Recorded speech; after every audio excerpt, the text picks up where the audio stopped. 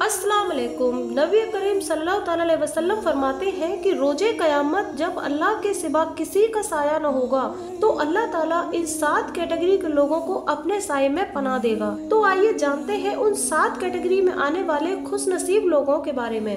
Number 1, इंसाफ पसंद शख्स।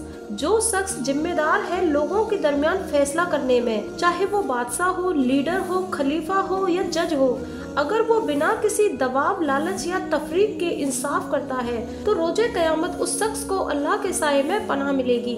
यानी जो शख्स इंसाफ पसंद है वो रोजे कयामत अल्लाह के साये में होगा।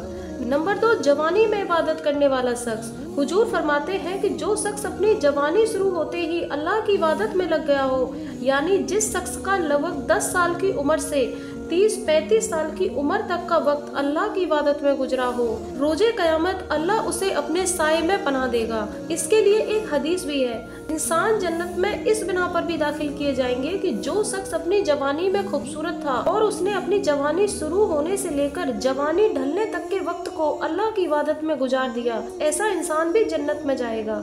नंबर 3, नमाज के लिए फिक्रमंद शख्स।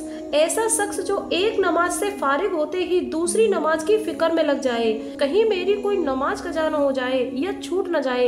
यानी जिस शख्स के जहन में 2 नमाजों के दरमियान के वक्त नमाज का ही ख्याल रहता हो, वो शख्स रोजे कयामत अल्लाह के साये में होगा। नंबर 4, अल्लाह के लिए दोस्ती करने वाला शख्स। जो शख्स किसी दूसरे शख्स से सिर्फ अल्लाह के लिए मिला हो, अल्लाह के लिए दोस्ती की हो, यानी जब 2 शख्स सिर्फ इसलिए दोस्ती करते हैं या मिलते हैं कि वो दोनों इबादत पसंद हैं, इसके अलावा उनकी दोस्ती की या मिलने की कोई दूसरी वजह ना हो, तो वो शख्स रोजे कयामत अल्लाह के साये में होंगे।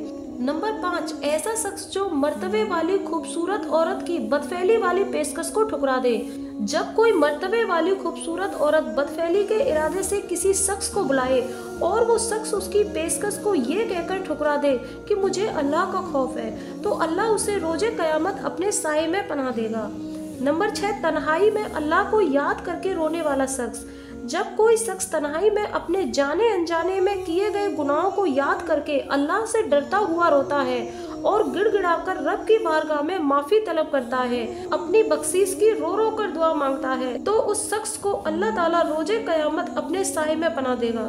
नंबर 7, छुपकर खैरात करने वाला शख्स। जब कोई शख्स किसी जरूरतमंद, मजबूर या बेसहारा इंसान की मदद ऐसे करता है कि जब वो अपने एक हाथ से खैरात दे तो उसके दूसरे हाथ को भी पता ना चले, यानी जो शख्स खैरात करते वक्त दिखावा नहीं करता और ना ही इस मकसद से खैरात करता है कि उसकी खैरात लेने वाला उसे सलाम करेगा और उससे हमेशा दबकर रहेगा, तो ऐसे इंसान को अल्लाह रोजे कयामत अपने साये में पनाह देगा।